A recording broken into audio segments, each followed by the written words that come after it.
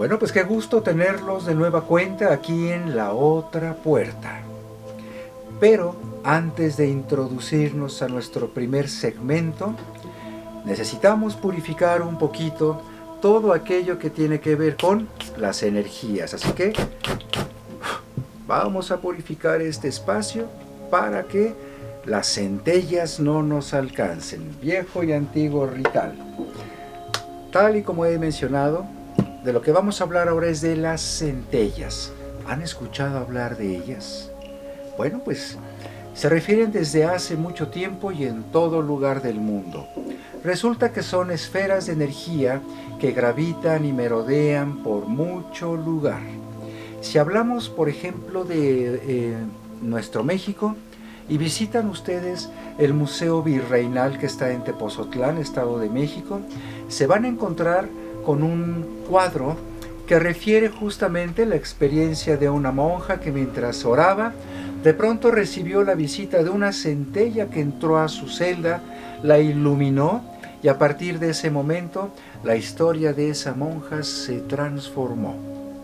También en Europa se han manifestado incluso dentro de grandes residencias, dentro de espacios abiertos como los jardines, la presencia y aparición de centellas, bolas de luz que andan merodeando, que parece que tienen voluntad.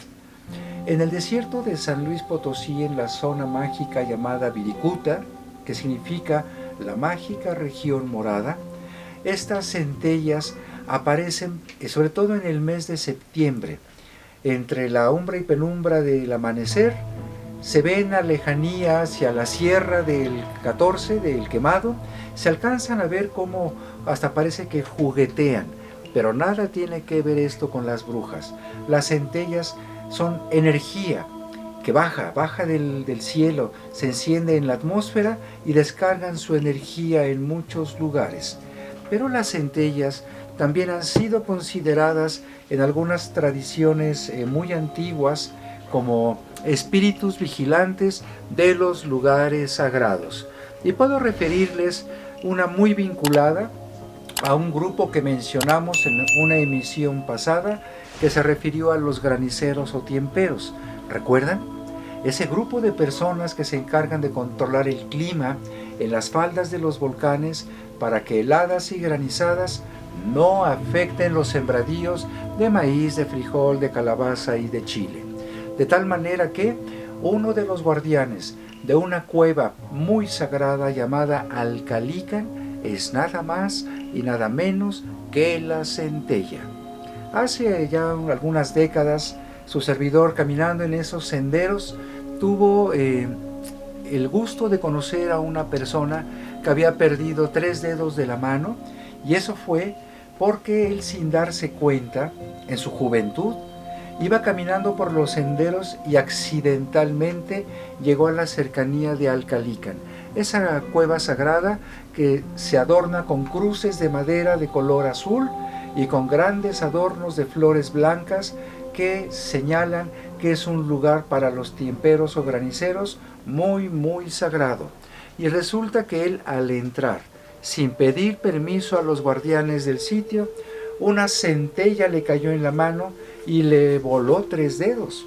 Es decir, las centellas, tal y como lo dicen en ese lugar, también suelen ser energías guardianas de sitios sagrados. Ahora, si vamos a otro lugar en el Estado de México, en las faldas del Xinantécatl, el Nevado de Toluca, también hay un paraje llamado La Centella, y se hace llamar así justamente por las frecuentes apariciones de estas expresiones eléctricas de la naturaleza, que son maravillosas, caprichosas, juguetonas, y que siempre dejan tras de sí una cauda maravillosa. Ahora, en cuanto a la centella se refiere, también debo decir que en la Ciudad de México, en el desierto de los Leones, se tienen noticias de que aparecen con cierta frecuencia las centellas. Y hubo un incidente hace aproximadamente unos 30 años en que una familia que hacía un día de campo, al estar asando sus carnes en una de las cabañas que gentilmente el lugar ofrece, entró una centella a una de esas cabañas y la iluminó, y de hecho 2 personas perdieron el conocimiento por la descarga de energía. Pero esas centellas son fenómenos atmosféricos que al ras de la Tierra buscan en dónde descargar, como si fueran serpientes luminosas que buscan cómo morder la Tierra para descargar toda su luz maravillosa. Las centellas por excelencia en el mundo prehispánico han sido consideradas como espíritus guardianes de los lugares sagrados. Y he tenido noticias mientras transcurrieron los 30 años que dedicamos de nuestra vida a escribir la Guía Turística de los Lugares Mágicos de México, que es una enciclopedia de 33 tomos, un tomo por cada estado. Encontré referencias de que en muchos lugares, como en Mitla, Oaxaca, como en Uxmal, en Yucatán, y otros tantos lugares, la presencia de las centellas es considerada una energía sagrada. De tal manera que cuando ustedes sepan de las centellas o las vean cuando transitan de noche en las carreteras, recuerden que son energías sagradas que merodean buscando cómo introducirse en un poro de nuestra amadísima Madre Tierra. ¿Qué les parece? Bueno, vamos a ir a otro lugar. Justamente lo acabo de mencionar y es la entrada al Mictlán. La entrada al Mictlán en el mundo zapoteca. De hecho, Mictlán, Mitla en náhuatl, significa el inframundo, el lugar de los muertos, que es un lugar muy cerca de los 7 valles centrales de Oaxaca, cuyo nombre correcto es San Pablo de Mitla.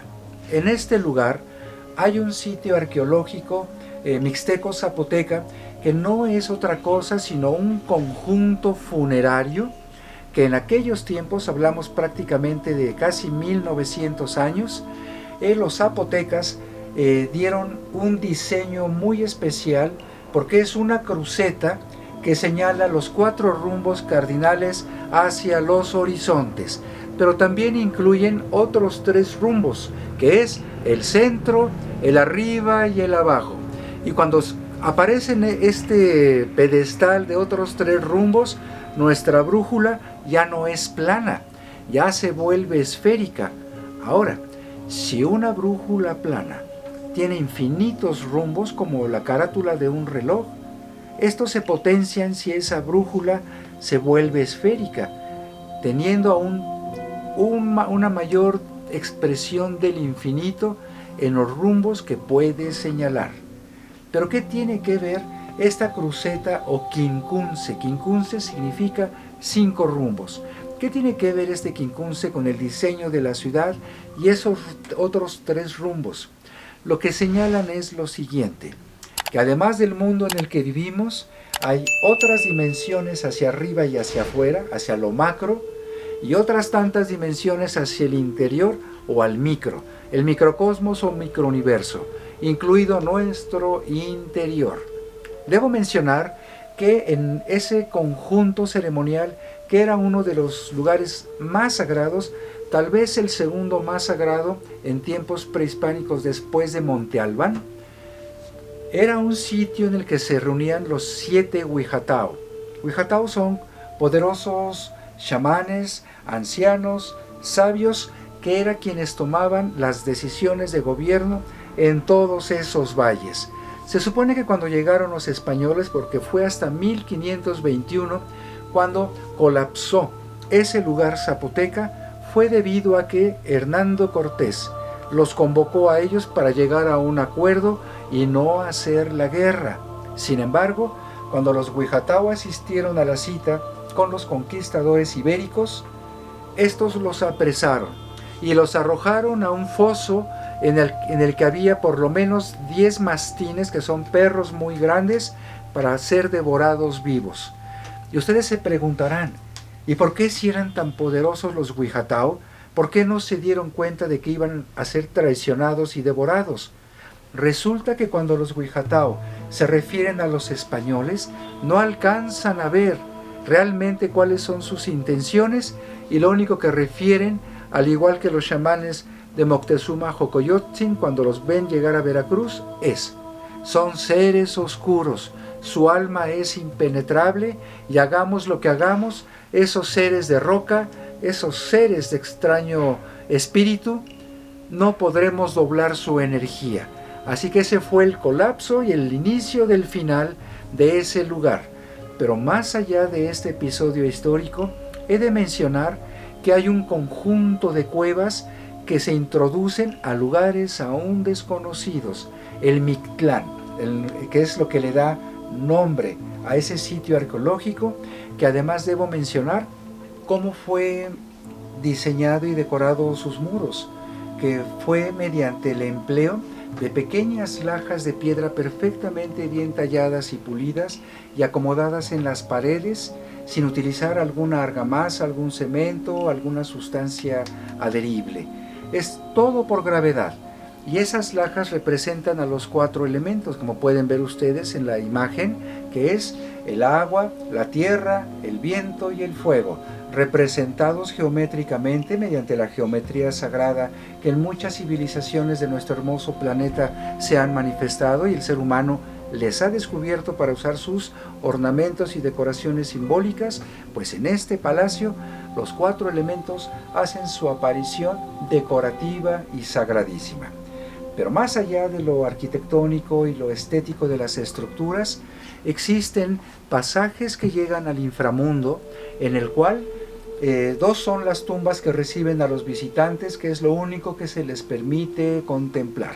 Pero más abajo se dice, hay un complejo de cavernas que llegan hasta un paraje llamado Hierve el Agua, que es en lo alto de una montaña que está aproximadamente a unos 10 kilómetros, de la cual emerge un agua caliente de la tierra y desde donde se puede divisar la región de los 7 valles centrales de Oaxaca y la Sierra de Juárez, que son montañas muy sagradas que todavía guardan muchos enigmas. Así que no olvide que si usted va a Mitla, estará en la antesala del inframundo. Y esto no es que sea algo riesgoso, porque para el mundo zapoteca, recordemos que el culto a la muerte en nuestro país es el segundo más importante después de la veneración a Nuestra Señora, la Virgen de Guadalupe. De tal manera que todo aquello que tenga que ver con el inframundo no es que sea negativo, simplemente es otra forma de expresión de la naturaleza que siempre tiene sus bellezas, que tiene sus desafíos y siempre tiene sus enseñanzas. Cuando vayan a San Pablo Mitla, no olviden pasar a la iglesia, porque es un sitio de poder donde antes estaba el más poderoso de los templos de los Huijatao. ¿Y qué se puede hacer ahí? Lo que se puede hacer ahí es programar objetos de poder como sortijas, anillos, cuarzos, en fin, pero lo más importante es sentirnos vivos, intensos, humildes y poderosos en este viaje llamado vida. Bueno, ahora de Oaxaca vamos a ir a otro lugar en el estado de Jalisco, que es nada más y nada menos que el Panteón de Belém. El Panteón de Belém está en la ciudad de Guadalajara, a un lado del Hospital General, y es prácticamente un panteón que data de mediados del siglo XIX, pero hay una leyenda muy interesante en este lugar. Resulta que por el año de 1878 hubo un niño llamado Ignacio Torres Altamirano, que era de una familia más o menos acomodada, conocido como Nachito. Nachito era un niño muy sensible, que le tenía mucho miedo a la oscuridad, de tal manera que en aquellos años que no existía la electricidad, al menos en su casa, al menos en ese lugar, a Nachito se le prendían quinqués y muchas velas para que él pudiera conciliar el sueño, porque le aterraba la oscuridad. De tal manera que en cierta noche en que no pudo haber luz, él murió de un infarto fulminante debido al terror que le causaba la oscuridad. Y toda la familia, desde luego, amistades, vecinos, acudieron pues a su entierro en este Panteón de Belém, que ya mencionaré un poco más adelante qué otras características tiene. Lo cierto es que a Nachito en un funeral muy triste, muy sentido, fue enterrado. Y aquí lo curioso es que a la mañana siguiente encontraron los sepultureros el ataúd de Nachito sacado de la tierra y depositado a un lado de su tumba. De inmediato los sepultureros dieron parte a las autoridades y a la familia de Nachito, pues para ver qué se debía hacer. Y a lo que se procedió es a volver a introducir en la tumba el ataúd. Al día siguiente sucedió lo mismo, volvieron a encontrar el ataúd de este noble niño fuera de la tumba, lo cual escandalizó un poco, pero bueno, se volvió a introducir de nueva cuenta, ahora con más robusta tapia para que no pudiera salir. A la tercera noche lo volvieron a encontrar fuera. Esto ya era insólito, hasta que finalmente alguien les aconsejó a los padres: seguramente es porque Nachito tiene miedo en la oscuridad.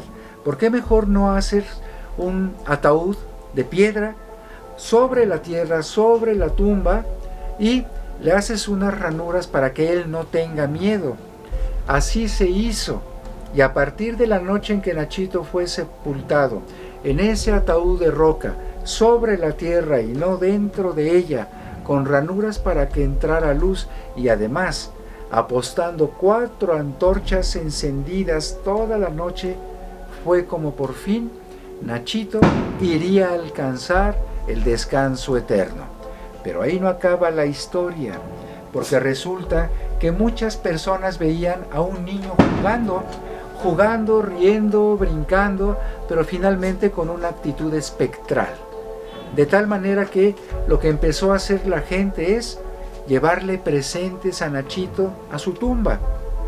De esta manera Nachito se mantiene jugando de día y duerme de noche, aunque hay quienes dicen que ven a un niño pequeño con todas las características de Nachito corriendo en el panteón llevando un globo o una pelota en su mano.